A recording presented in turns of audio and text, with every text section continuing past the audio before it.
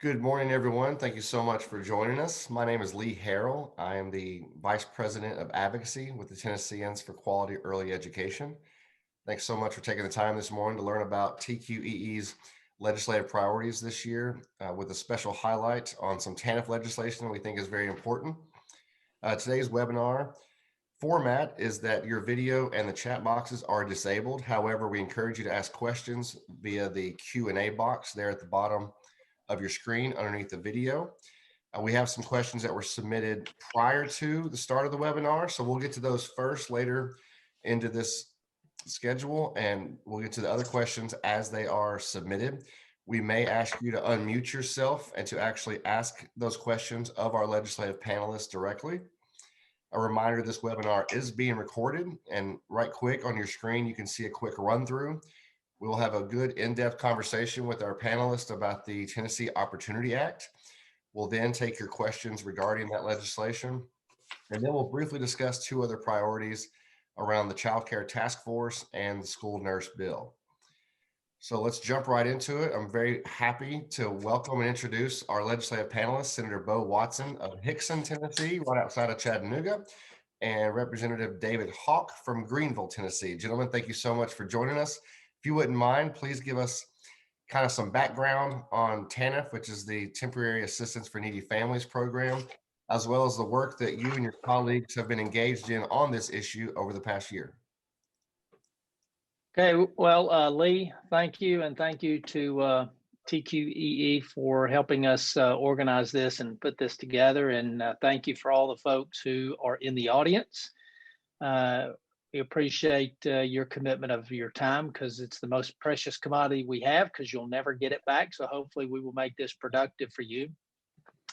And to everyone who remembered to wear red today, which is not you, Lee, I appreciate folks supporting the American Heart Association and the Go Red Month to fight heart disease, which is actually one of the leading causes of death in the state of Tennessee. Representative Hawk and I, working with some other stakeholders, have put together a piece of legislation that we think is a really effective and strategic way of utilizing the TANF funds. Let me tell you how we got here, and then I'll yield to Representative Hawk. About this time a year ago, folks may remember a report was published which reported that the Department of Human Services in their TANF capacity fund had around over $700 million of capacity that they had not utilized. The two speakers, the Senate and the House, put together a task force, which was chaired by Representative Brian Terry, to evaluate how those funds were being utilized and to determine if there were other methods that we might use to utilize those funds. The group met a few times last spring, but then of course the pandemic struck, and we were unable to continue meeting, and so it lost a little bit of momentum from the task force perspectives. But many individuals continued to work on different strategies of how they might utilize the resources. Representative Hawk and I, working with stakeholders, have developed the plan that we will discuss with you today, which is, we believe, an efficient, effective, and conservative way to access and then utilize the resources that the TANF program has, and to be able to spread those resources out all across the state, and to develop some really best practices in the popular vocabulary of the day, but really to develop and implement programs that really make a difference in people's lives. With that explanation, I'll yield to my good friend, David Hawk. Thank you, Senator Watts, Chairman Watson. I appreciate the work. And as Bo said, this is something that we've been discussing for well over a year now. The unfortunate situation with the pandemic has hit and made some situations across the state of Tennessee even tougher for families. So what we're looking at with this legislation is to have a very creative and innovative way, and look for creative and innovative ways to help more families in more ways. And I know that the folks who are on the webinar, the folks who have called in today have already been engaged in helping families for many years. And this is hopefully a way that we can get some more financial investment into your programs, and so you can help even more people. We are going to be looking at an evidence-based programmatic situation with this legislation. This is not going to be where monies are just given to an organization and we let you go out there for 3 years in a row. There's going to be metrics and measurements that are taken throughout the process. We're going to make sure that Tennessee is getting the best bang for our buck. And Bo's got a great white paper that he'll discuss here in a little bit, talking about the legislation and how we did get here. We've underutilized the capacity fund, and I think Senator Watson uses that term in a very good sense, that we've got these capacity dollars that we could be spending on programs. Now we want to see how we can work with your organizations to utilize the programs that you're working with right now, and see if we can expand them and even give some programs that we don't even know about some opportunities to shine and to help folks across Tennessee. So excited about the opportunity, looking forward to further discussing legislation. And as we do that, I will turn it over to Blair, who is the Executive Director of TQEE. So Blair, it's all yours. All right. Welcome, everybody. Thank you for being here this morning, and thank you to Senator Watson and Representative Hawk. These gentlemen have really stepped up with some thoughtful and bold leadership to address this TANF matter, and we are grateful. This has taken a lot of study. This is a complex issue. It's taken a lot of study and intentionality of sort of gathering up information and listening and learning. And I just can't say enough about these two gentlemen and what they've put into this effort, and also what's the result is with this bill. It's a terrific bill. So, as you on the call may know, our Tennessee's federal annual block grant is about, a TANF block grant is about $191 million. And in recent years, we've been spending less than half that. And that's what's led to us having this largest surplus in the nation. $732 million is what it was staked at in end of 2019. It was $732 million. Those are latest figures available. It's gone up a little bit from there. Since then, and I'm going to talk a little bit about what I'm going to do here is I'm going to briefly talk a little bit about the context for this, and then I'm going to hit kind of the three major chunks of the bill, just a flyby, and I'm going to try to do this in about 6 minutes. And then once we're done with that, we're going to go into questions, and we've had a number, as Lee mentioned, we have had a number of people submit questions in advance, so we'll go into that. And then we'll go back to Senator Watson and Representative David Hawk.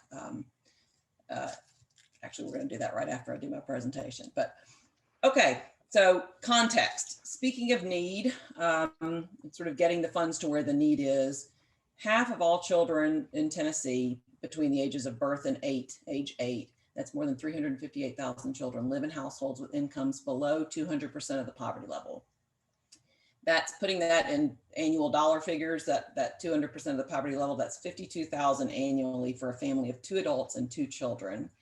Compare that $52,000 to what the United Ways of Tennessee's ALICE study tells us, which is that an actual survival budget for that same family is $65,000 a year. And that ALICE study also said that 47% of all Tennessee households reported being one emergency away from financial ruin. All of that data that I just gave you was pre-COVID and will only have worsened as a result of the pandemic. So as we are Tennesseans for Quality Early Education, I note what is well known, which is that there's a very strong correlation between economic disadvantage and lower education achievement and life success. And we know that there's also well-documented evidence that investments in early childhood development and education, birth to 8, but especially before age 5, have very high returns on investment. And we also know that 2-gen approaches, those that actually provide supports for the children and their families at the same time, can be very cost effective if implemented well. So we've gotten a lot of questions, and we know there is a lot of uncertainty about how these TANF funds can be used out there. Our comptroller confirmed to the TANF working group last 2020, early 2020 or late 2019, that the TANF funds are very, very flexible. The program is highly flexible and can be used for a broad range of services that can help families overcome hardship.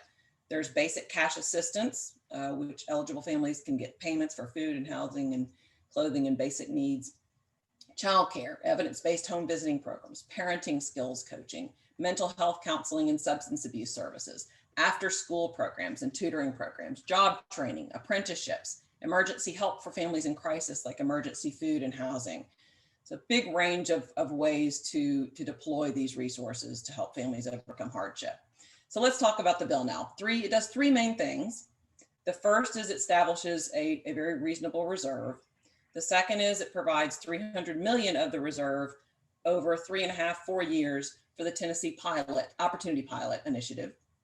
And the third is that it stipulates going forward that the TANF funds must be used, A, and B, that they need to get to where the need is.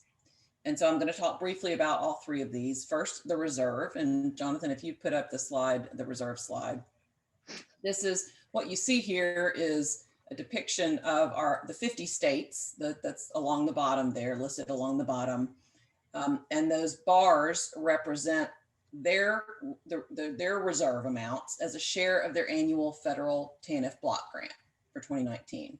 Ours at $732 million is far left. It was at 383% of our $191 million annual block grant. So that's what 70. You'll see that horizontal red line represents 100%, and there are 40 states who are actually below, their reserve is below 100% of their annual block grant. What's being proposed in this bill, and you can see proposed by a Watson-Hawk bill, Tennessee is at 100%, so 191 million as the reserve, and that would put us still at a very conservative 10th highest in the nation. And just want to speak about this, our state government leans fiscally conservative, and this reserve amount that's proposed in this bill really reflects that. And you can see here it moves us from first in the nation to still a very conservative 10th. That covers basically a year's worth of TANF operations, even though we do have a track record of only spending less than half our annual allotment. Compare that to, and this reserve is not really comparable to our rainy day fund or our TennCare reserve, because this reserve doesn't actually sit on our books and we can't give it back to taxpayers or let it earn interest or any of that. It actually sits on the federal government's books and is drawn down as reimbursement. But compare it to, you think about our two big reserve funds, our rainy day fund and our TennCare reserve. The Sycamore Institute tells us that together those two cover about 33 days worth of state funded general fund operations. So compare that here, covering a full 365 days worth of TANF operations is comparatively really quite conservative. All right, I'm going to move on now to talking about the second part of the bill, the Tennessee Opportunity Pilot. It sets aside $300 million over 3.5 years for communities to design and implement strategic plans to mitigate the effects of child poverty and promote family economic self-sufficiency. These are locally driven. They require 2-gen approaches, and they use evidence-based or evidence-informed solutions, as you heard Representative Hawk and Senator Watson speaking about earlier. There's a planning grant round, there's an implementation grant round, and the bill provides then that 8 communities will be awarded. Ultimately, these to participate. These communities have to represent a mix of rural, urban, and suburban communities, and they can be cities, they can be counties, or they can be multi-county regions. Very importantly, the bill requires that all communities awarded implementation grants must participate in a research and evaluation program as part of this pilot. And the bill also calls for an advisory panel that would be appointed by the Speaker and the Lieutenant Governor to work with DHS and the research partners in those 8 participating communities over the full course of the implementation, and ultimately deliver a report back to the General Assembly and the administration about their learnings and their recommendations for future use of TANF funds going forward. And then, and one last thing the bill does on that part, it calls for the advisory panel and DHS to engage TANF expertise that can advise communities on the best practices allowed uses for TANF. We know there are lots of questions about that, and rightfully so. And while there's great flexibility, compliance with federal law will be very, very important there. The last component, and this is the last thing I'll say before questions, but the third major component of the bill addresses the use of the rest of the reserve. So the 732, we're taking 300 million out. So there's a balance in the reserve. We're also in the surplus, sorry. And it also addresses the ongoing block grant. So if we're setting aside the 191 million, and Senator Watson's going to go over this much more clearly in a minute with his fabulous chart, but briefly, if you're setting aside the $191 million reserve, the bill also sets aside administrative costs for managing the TANF program. And it also sets aside the cash assistance program, which this bill doesn't address. But all the rest of the funds would have to be used and used in counties proportionately to their share of children in poverty. And so that ensures that the funding gets to where the need is. So with that, I'm going to conclude that overview, and I'm going to kick it back to Senator Watson, Representative Hawk, for additional comments that they would like to make. Well, thank you, Blair. I'm gonna let everybody kind of take a breath because that's a lot of information. And then I think I'll walk back through it a little bit again, just to reiterate some of the key parts of the legislation. It really has, I guess I would say, 4 parts. Sorry, dropped something. You've got the reserve that we're going to establish. You've got the proportional allotments that will go to local communities that I'll go over in just a second. You've got the opportunity grants and planning grants, which actually will feed the opportunity grant program. And then, of course, you've got the research component, which I'm very big on, that is mandatory and all overseen by an advisory board and the Department of Human Resources. So if we can walk through it real quick and let me know. I mean, you may not be able to see it well, but it helps me to sort of talk through if I can show my chart. So we talked about having a $735 million capacity in the TANF program. We're going to take 191 million of that and immediately set it aside and put it in a reserve capacity account. And that balance will always remain at $191 million. If it ever drops below $191 million, we have to replenish it before we spend any of the resources on any of the program ideas that we might have. So we've ensured a year's worth of funding by creating this reserve account. Now, remember, as Blair pointed out, every year Tennessee has gotten about gets about $191 million for this program and spends roughly, we'll say $90 million. So every year we've been accumulating $90 to $100 million, and that's why we built up this reserve capacity over the years. The problem with the reserve capacity is it's not like a reserve account where it builds interest and you can create more resources. It just sits in Washington, D.C. and does nothing. So it's allocated to the state of Tennessee, but we haven't utilized it. Our plan would force us to utilize those resources, which I think is a good and effective way of using dollars. So after we set up the $191 million savings account, for lack of a better term, then when the department spends their portion of the annual $191 million, whatever is left over. So if the agency spends $100 million and there's $91 million left over, that $91 million is dispensed back to all 95 counties. And it goes, the amount to each county is based on the number of the percentage of children who are living in homes at or below the poverty level. Because remember, TANF was set up to help people who are in tough times, and TANF was set up to help people come out of tough times. So we want to make sure that we target those folks who need the resources the most. So let me say that again.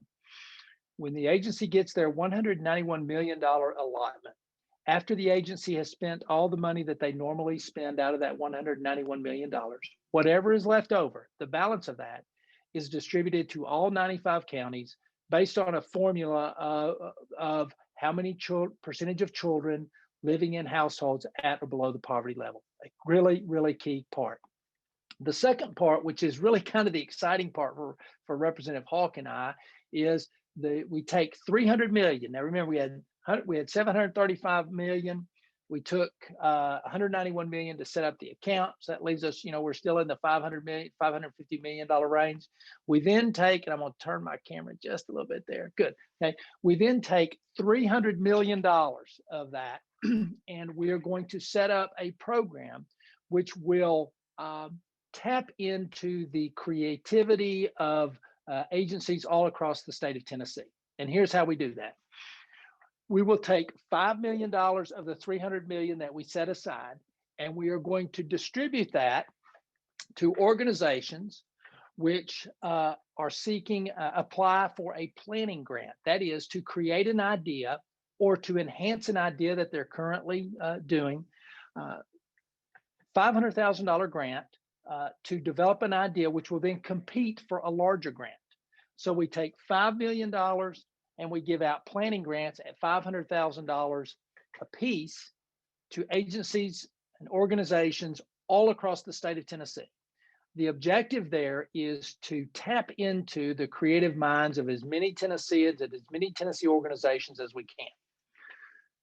Those planning grants will allow agencies to then apply to the advisory board, which we've created, and to the Department of Human Services to compete for $295 million worth of what we are calling opportunity grants. And if an agency is successful, and there will be 8 of these that will be selected across the state of Tennessee, and we ensure that they include both rural, urban, and suburban environments.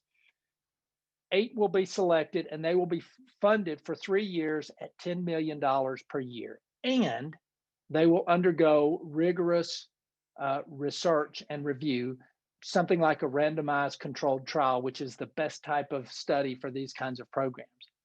Why are we doing this? Because we think there are some really good ways that we can more efficiently and more effectively utilize the TANF dollars. And if we tap into the creative and the innovative minds of Tennessee and Tennessee organizations, we think there are a lot of solutions out there that we just haven't either unearthed or we haven't provided the resources for people to create them. So again, very quickly, $300 million set aside for developing of programs. $5 million will go for planning grants at approximately $500,000 per grant all across the state of Tennessee. Those planning grants will allow for people to compete for the 8 community grant projects, which will be funded for 3 years at $10 million per year. And the goal is that we will find solutions to many of the problems that have vexed our most challenged citizens and their families.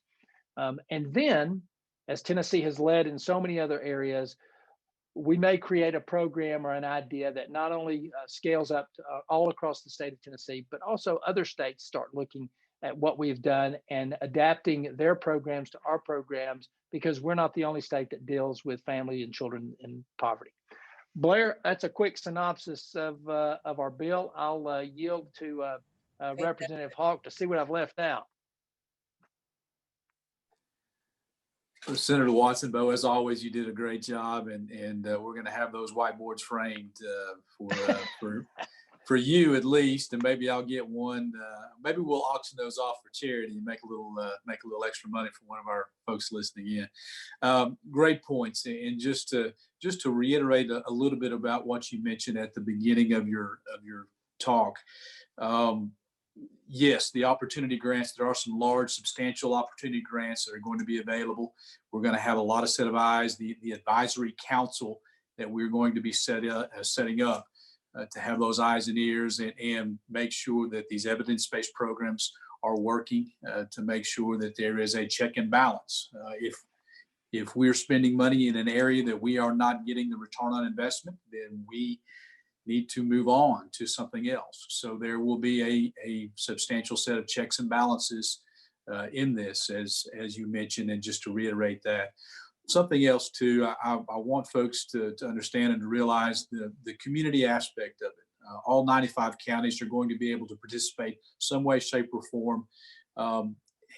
In my mind, as I look at historical numbers, historical financial numbers of what we have used the initial cash payments for, and what we may use and are going to be using in a recent educational piece of legislation that came through. I still feel that there's going to be substantial amount of dollars beyond the $191 million on a yearly basis, or within the $191 million that Tennessee receives, to go back to locals on a county basis. All 95 counties will receive some funds there. So I'm excited about that aspect of it too, as I work with my colleagues across the state of Tennessee. And I've used this description before. We may have some great programs that no one knows about that's helping 50 families right now to become self-sufficient. But what if we could do with just a little bit more money, help 150 families in our communities? And the folks on this call, on the webinar, you all know how to do that. And if we can make some investments in your programs to help, that's what we want to do. So just to put a little bit of a cap on that, and to reiterate some of the things that you said, Senator Watson, thank you. That's great. Thank you both so much for those really, really helpful points of information. We're going to go right now into questions. We have a number of them coming in, and we're going to take as many as we can within this time. And we will, as Lee said, we'll make sure that we get responses back to you if we can't get to your question. We're going to start with Dave Miller with First Horizon Bank of East Tennessee. Dave, welcome. Thanks. You hear me, Blair? Sure can. Good. Yeah, morning, gentlemen. And first of all, thanks for your service to East Tennessee. So I'm with First Horizon Bank, based in Knoxville. I've got responsibility for all of East Tennessee. So thank you for what you do for the state, but also our region. We appreciate it. Second thing is, I think this bill makes a ton of sense, and I appreciate both of your sponsorship. I'll also add, on a personal note, Senator Watson, as a banker, anytime I see a chart like that, very well designed, it gets me excited. So add me at hello there. My question is this, guys. I think one of the things that caught a lot of Tennesseans by surprise, me included, was how much money Tennessee had accumulated in this reserve, really without a light being shined on it. And so, you know, does the bill, or what strategies do you see going forward that can really help Tennesseans understand how these dollars are moving, and the accountability for making sure this reserve doesn't build back up again without us knowing about it? Thank you, gentlemen. Yeah. Well, first of all, Dave, longtime customer, had my first savings account with the Hamilton National Bank in Absolutely. Chattanooga, which became First Tennessee, which then became First Horizon, and I'm still a customer. So Yes, sir. Thank you. Thank you for what you do for the community. So, you know, no fault should be pointed at anyone for the reserve building up. It was just a matter of the state has been very efficient in the programs that they've been operating, and they just haven't been expending all of the money. There's been a lot of conversation about cash assistance and those kind of things, but at the end of the day, the money, since you don't really see it, it's in a capacity account where you have to spend it and then draw it down. So I think in many instances, it kind of surprised everybody, including the agency, that it had built up to that point. That's kind of water over the dam, and there's really no need to talk about that because we're moving forward now.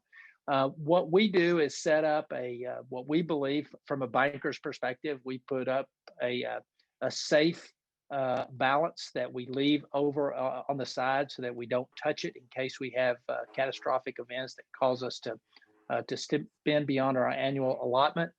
We also require the comptroller to report annually to the General Assembly, the House and the Senate, on the activity of the spending within the program.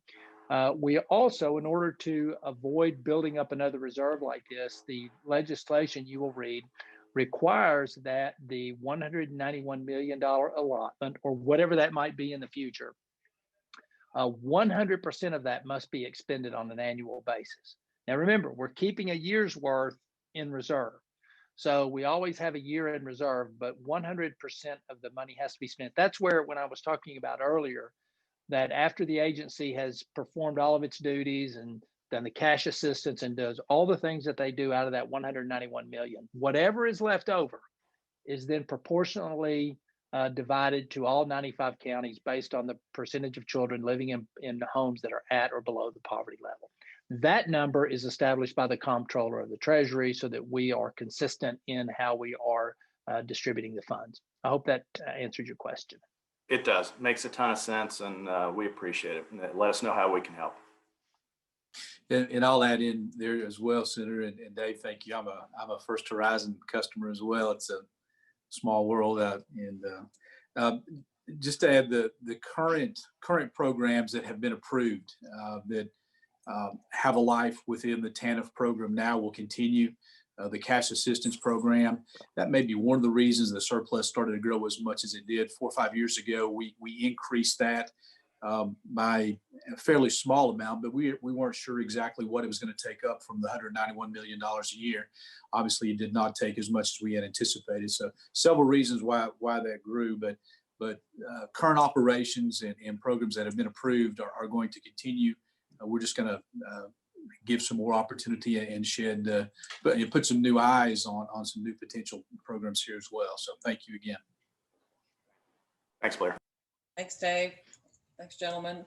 Next up, we have Lottie Ryans with the First Tennessee Development Corporation. Lottie. Good morning. Thank you for allowing me to participate today by listening to my question. And Senator Watson, Representative Hawk, thank you for your work on this. This is really incredible and just it makes so much sense. I actually have 2 questions if there's time for me to do that. First thing I'm interested in, it points out in the bill that some counties may not have the resource or the qualified providers and that DHS will work with them for the next year. Might there be some incentives for programs that are already have really good outcomes to be incented to come into those counties and start the same program they have somewhere else there, rather than trying to recreate, build a new program? If we know there's programs that are working, give them incentives to come in to a county that needs assistance.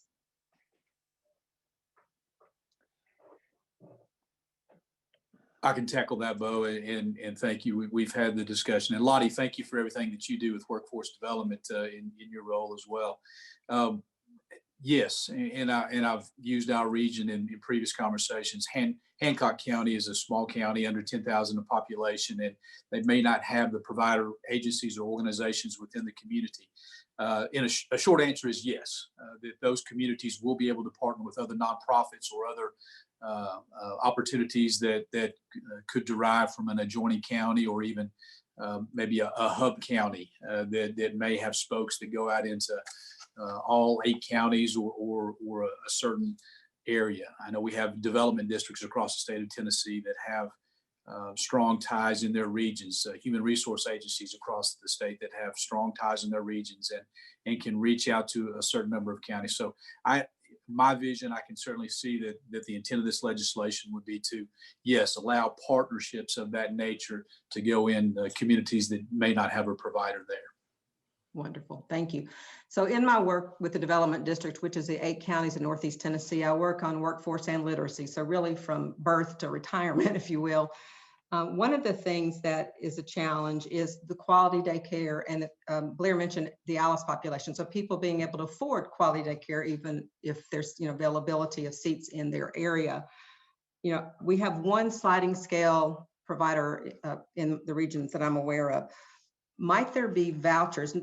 Let the daycare providers continue to charge what they want to charge and not worry about the income side of it in terms of their participants, but might there be a way to have vouchers so that people can have the money to make up the difference? You're not asking the provider side to do anything or go under any regulations that they may not be interested in, but rather that inflow of cash to the families to be able to pay whatever the fees are for the service they want to put their children in.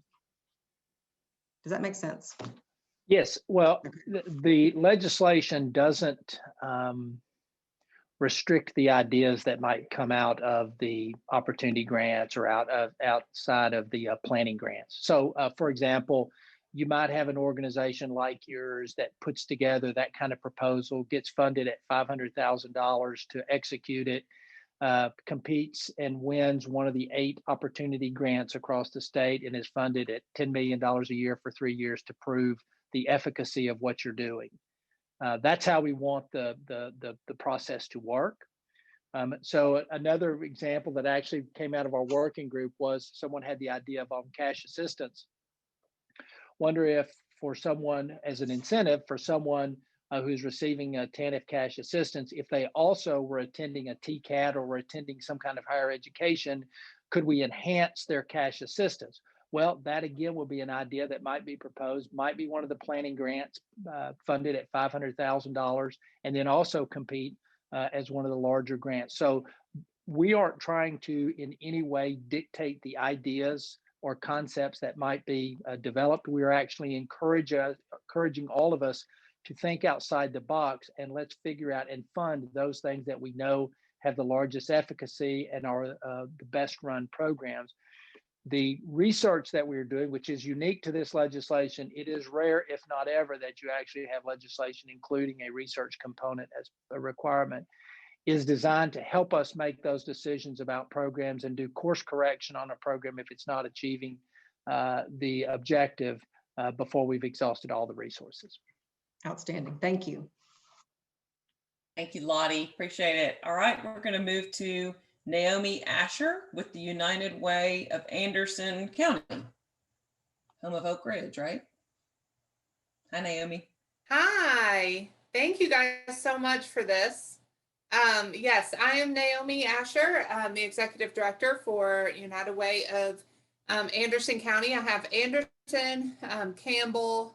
I try to do some work up in Scott County as well, since they don't have an active program. So quite a bit of the rural areas here in East Tennessee. So thank you so much for your leadership on this, on making these dollars available. As you can imagine, we're seeing increased numbers of clients to food pantries needing all kinds of assistance. It's a very difficult time. And I appreciate so much your references to the ALICE study today too. We, as a network, worked really hard on that, and we're really proud of that work that we were able to bring to the state. So it would have been horrible if it wasn't used, and so we appreciate it so much that it's referenced and used.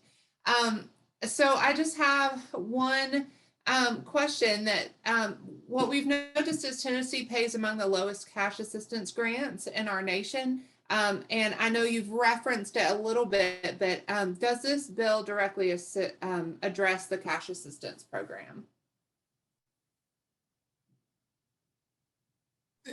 This bill does not address the cash assistance program. And as I mentioned before, the traditional components of the TANF program that we've got right now, the up to 60 months of cash assistance for families trying to get back on their feet again, that will continue the way it is.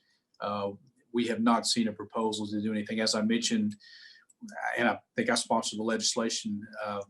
Senator Watson may have sponsored it in the Senate as well, but we increased the amount 4 or 5 years ago, maybe not even quite that long ago. My days time may be slipping away from me, but we have increased that a little bit in the last 4 or 5 years. That is not part of the proposal right now, but certainly something we can look at in the future.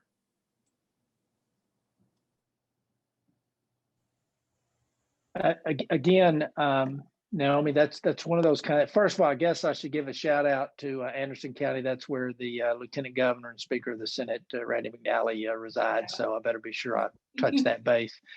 That would be, someone might come up with the strategy like I was talking about earlier, the idea of, increased cash assistance for those individuals who are taking certain kinds of initiative to help themselves out of bad circumstances or out of poverty. That would be one of those kind of ideas that we would like to see germinated in the planning grant program, and then look at it in a larger way, maybe in the opportunity grants. Those ideas will be left to DHS and the advisory board to decide which of those have the best track record for and most likelihood of success all across the state. Sure. Thank you. I appreciate that. Thank you so much. Thank you, Naomi. And I'll jump in there as well, Blair, and forgive me, I might have shortchanged the answer. Again, what we're looking for from agencies and nonprofits across Tennessee is innovation. And as Senator Watson so eloquently said, that may be a proposal that comes up that if an individual is doing this, then there could be a cash assistance increase to them. So I don't want I don't want to shortchange anyone as they're brainstorming and having innovation. So please Sure. keep on thinking about those ideas. Thank you, Blair. Great, thank you. Thanks, Naomi. All right, we have next Todd Norris with Ballot Health. Todd, are you there? I am. Can you hear me okay? Sure can. Welcome. Great. Thank you, Blair. Representative Hawk and Senator Watson, thank you again so much for your vision for this legislation and for your commitment to early education and to our state. That's incredibly appreciated. My question really relates to future state policy. I don't want to interject too much here, but it seems like this is being structured in a way that creates an evidence base for, that may be envisioned to shape future policy in the state around perhaps a more reliable stream of funding for programs that are really making a difference to address the gaps in early education. Is that part of your vision, and how would you envision that would play out moving forward? Well, that is, Todd, that is absolutely part of my vision. We do a lot of things all across the state that make us feel good, but we don't really know if they achieve the objective that we're hoping that they're achieving. And I think in today's world, the public expects us to prove to them that the investment of their tax dollars is getting a return. And I don't mean a profit. I just mean that it's doing what we said it was going to do. And so, at least from my perspective, I think all these kind of future programs should have tied to them some type of analysis that goes beyond just outcome or input analysis. And what I mean is that if you have a SNAP program that just measures how many people apply for SNAP, that doesn't tell you exactly if it's really meeting the objective of actually helping to feed people. It just tells you that X amount of people applied for it. These programs require more vigorous study than we have ever done in the past. And this is our first putting our toe in the water with this. And I think then when you have a program that is evidence-based, meaning it's been researched, the public is much more willing to fund it, and legislators are much more willing to fund it when they know that what they are paying for, they're going to get something out of it. So that's certainly a view that I have moving into the future with all programs that come before the General Assembly. Thank you, Senator Watts. And Todd, thank you. By the way, Todd, that extends beyond this kind of program. I mean, for example, things that we do in our correction systems. What are we doing? We have a really big problem with recidivism. That is, people coming back into prison after they're being released. And we haven't really studied the programs that we're utilizing to see if what we're paying for right now is having any impact at all. Most would say it's not, because we still have about 7 out of 10 people that recommit and come back into our system. So I would like to see this expand across all of the programs that we do across the state. Representative Hawk. Thank you, Bo. And Todd, yes, definitely. I hope that this project over the next 3 years does help form policy and will give us an idea of what is working and what's not working. So I certainly think that is the best way to get the best use of these funds and to help the most families become self-sufficient. The transparency aspect of this is critically important to both Senator Watson and myself. We want to be transparent, and we want our colleagues to be engaged, our senators and representatives all across Tennessee to be engaged as well, be invited to these programs, see and hear what they do. I've been able to see so many programs that have worked. And again, as I said earlier in the call, if they had just a little bit more, what could they do with that? So we want to try to help folks, help incentivize the programs that are working well. So definitely, I believe the policy will be changed and improved with this bill. Thank you very much. Thanks, Todd. Appreciate it. Okay, we've got Matt Ryerson, United Way of Knoxville. Matt, you there?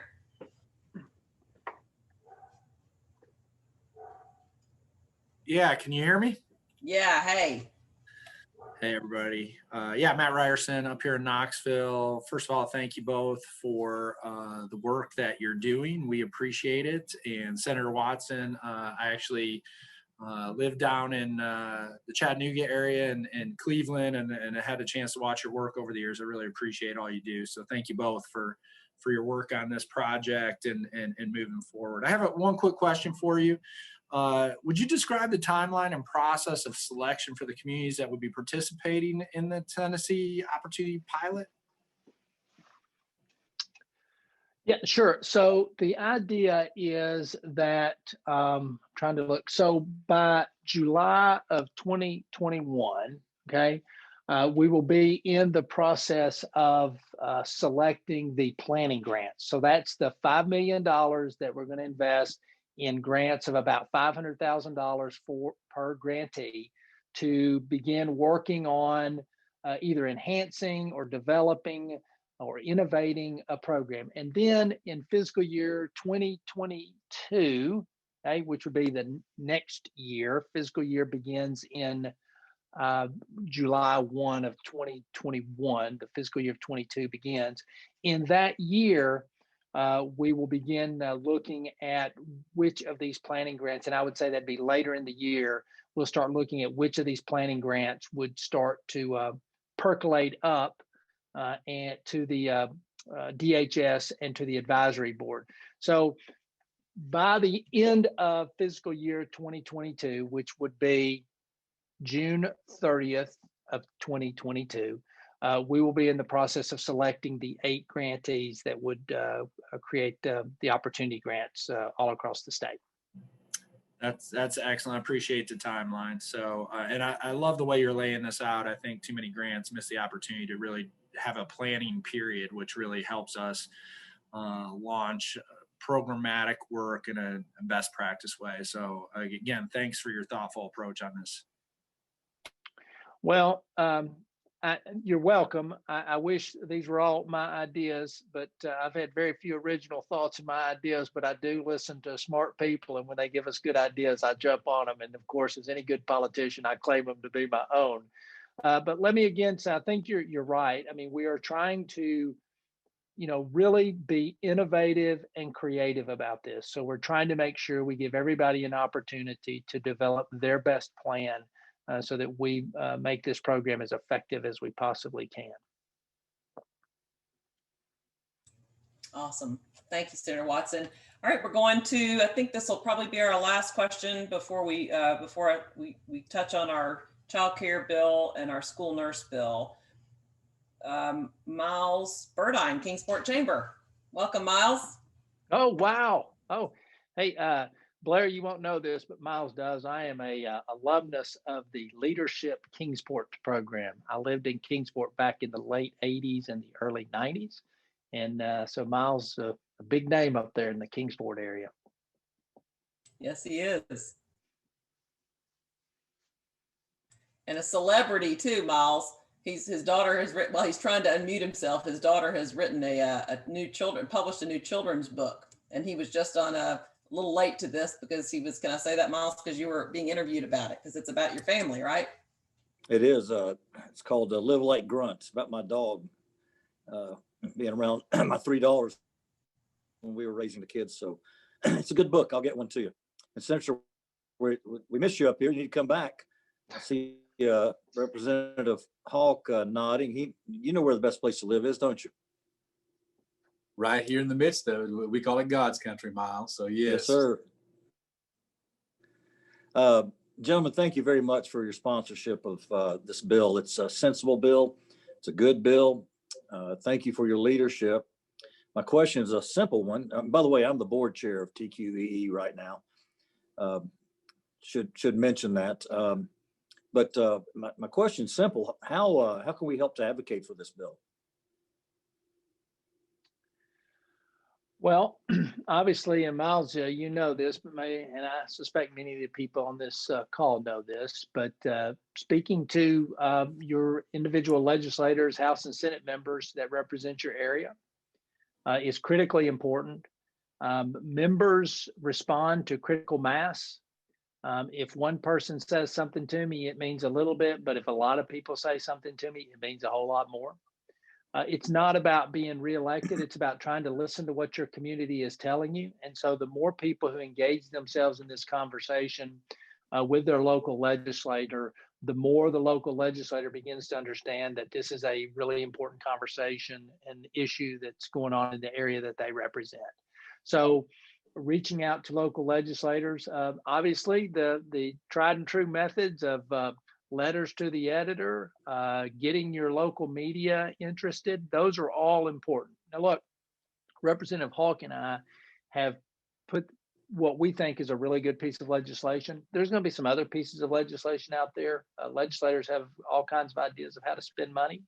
The department itself will be, the governor, his team will be bringing forth a piece of legislation. So there will be competing ideas.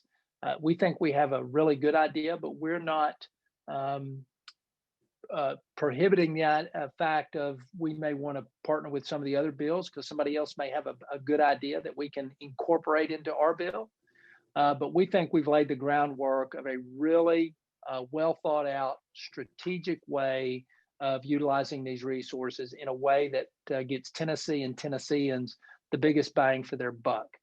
So I would say to you, Miles, talk to your local leadership, particularly talking to your local House and Senate members, and make sure they understand how important this is. And to the lady from Naomi from Anderson County, of course, talking to the Lieutenant Governor of the state of Tennessee about the bill always helps too. And Miles, that's exactly right. What Senator Watson says, it takes 50 votes in the House and 17 votes in the Senate to become law, and then the governor's signature. And we feel like we've got a really good proposal. We are first out of the chute, and I think that we've got a very sound fiscal plan that we're looking at, as well as one that empowers innovation within our communities, and innovation not just with new ideas, but if you've got a good program, engage your legislators in the region, and engage your legislators not just in Anderson County or not just in Tri-Cities, but or Chattanooga. Get folks within a 50-mile radius and get folks to listen and understand what your program does, and how with just a little bit more funds that you could help more people. So definitely engage your legislative colleagues our legislative colleagues that represent your areas to get them on board as well. So thank you for your service, Miles. Thank you, gentlemen. Thank you, Miles. Appreciate it. All right, well, now we are going to turn to Lee and I are going to give a very quick overview of two of our other bills on TQE's legislative agenda priorities. One is Child Care Task Force bill, which is Senator Massey and Representative Patsy Hazelwood, Senator Becky Massey and Representative Patsy Hazelwood. And I'm going to touch on that first. And then Lee's going to, together with Representative Hawk, talk about the school nurse bill that we're also supporting. Representative Hawk is one of the sponsors of that bill, as is Senator Rusty Crowe in the Tri-Cities area. So briefly on childcare, I'm just going to throw up a couple of slides to talk about the need and what's prompted this bill. Jonathan, yes, TQE did a study in late 2019 where we surveyed 2,300 parents of children under the age of 5 about childcare and the impact of childcare on their sort of economic mobility, their workforce productivity, their participation in the workforce. And we also engaged an economist to help us then take that data and help us crunch the numbers to understand impact on Tennessee's economy, on businesses, on parents and taxpayers. So this slide that you see up there is just a representation of all the sponsors of that study. It was largely chambers of commerce and business organizations across the state because of their interest in the issue, obviously, and the impact on workforce. So Jonathan, next slide. This really is kind of the summary result of the study. This graphic here, you'll see on the left, when parents were asked about the economic impacts of insufficient childcare sort of on them, 35%, over a third, said that they had their pay or hours reduced or changed to part-time as a result of childcare challenges. Another third said they had to quit a job, were fired or demoted because of childcare problems. Nearly 40% had to turn down a new job offer or a promotion. And 33% turned down education or training as a result of childcare challenges. And then you look at the right side of that little graphic there, and it shows that, so what were the, what was causing that? And what they said when we said, what is the biggest challenge you're facing that's causing these problems for you? Half of them said they were really challenged to find quality childcare that they were comfortable with. 2/3 of them, 63%, said affordability was a barrier and an issue. And then another 2/3, 65%, said access was a problem. And access, we defined it as sort of, are there openings at the childcare facilities in your area? Is there one that's convenient? Are there childcare that are open during the hours where you work? So obviously a huge issue there. Fast forward to, do I have another slide on this, Jonathan? I can't remember. Or is that it? Oh yes, this one. So this is the economic impacts of that. This was where the economists came in and crunched that data and said, okay, annually, that translates to an adverse economic impact on Tennessee's economy of $1.34 billion. Parents bear the biggest brunt of that at $850 million in lost earnings. Businesses also bear a share of the brunt of that at $270 million in lost revenues, and taxpayers at $220 million. In lost tax revenues. So really a big economic impact there. And that's pre-pandemic. And we know we have not had Tennessee studies done on this. We have not done another one yet, but we have nationally, there have been studies that have shown our childcare industry has really been decimated by this pandemic. Very, very, very, very difficult. And it was fragile already to begin with. And it's a very challenging business model because they're balancing the costs of high quality teachers in their classrooms while at the same time trying to keep costs low for parents. And that really goes to Lottie's question earlier.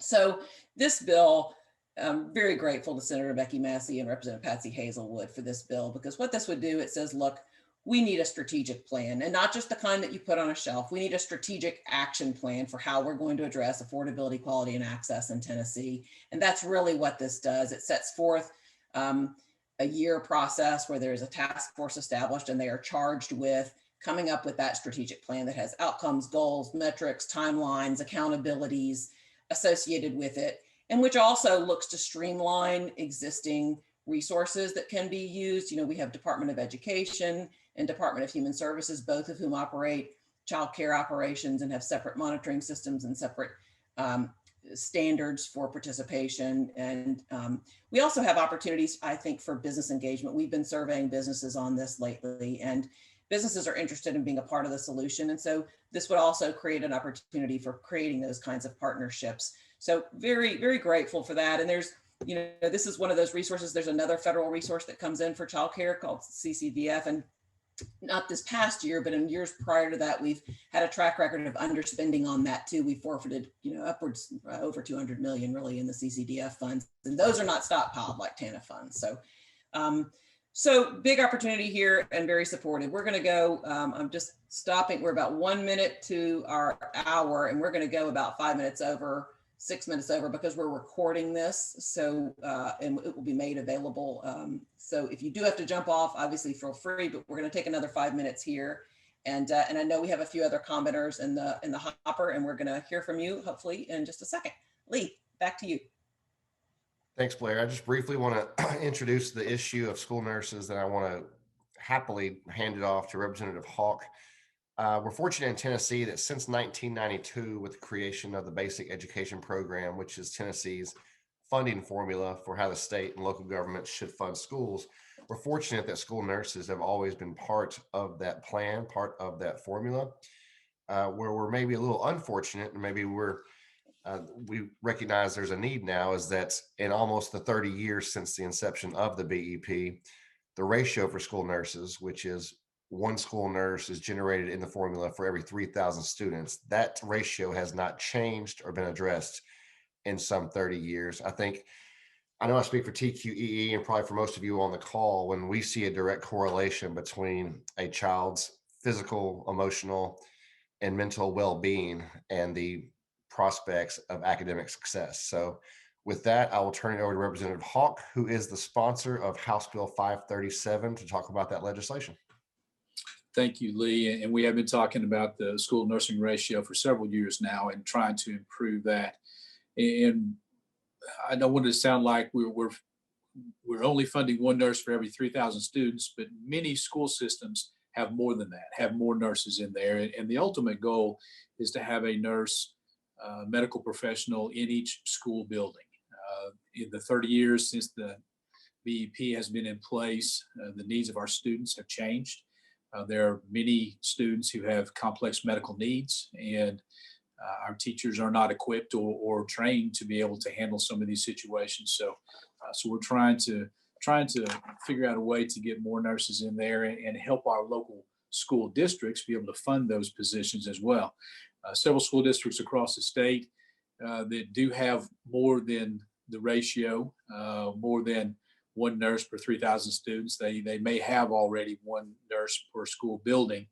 But what this legislation would do would free up some of those local dollars to be able to spend them on the children, on the kids in the classroom. We'd like to do that. Going back to some of the more rural districts, there are some rural districts that are having a challenge being able to fund a nurse in every school building. This will give them the funds to get that medical professional in each school building, we hope. So that's the crux of the legislation. We know if a student does not feel well, they're going to have a tough time learning, and they could be a distraction to the rest of the class. So if we get our kids where they're feeling well and able to stay in the school building, and I'll tell this story, Lee, if it's okay, take an extra minute or two. My fourth grader, we were a stone's throw away from her school, and whenever I go in there, invariably a little one will walk into the school office and with the sniffles, something like that. And really the only thing they needed was a hug. So Miss Christie, who's the school nurse at my daughter's elementary school, she'll give that little one a hug and say, okay, we took your temperature, everything's fine, go back to class. A lot of that occurs when that student sees that child or sees that nurse. They're much more likely to stay in the class, stay there during the day, and get the education that they need. So they're not missing out on classroom work as well. So it's a good piece of legislation. We worked on it for quite some time, and hopefully we can get it across the finish line this year. So thank you all. Thanks, Lee. Thank you so much, Representative Hawk, for your leadership on both these bills. Really appreciate it. I'm going to just take a couple of quick comments from folks I know we have waiting. Nancy Dishner, who is also a TQE board member. Nancy, are you still with us?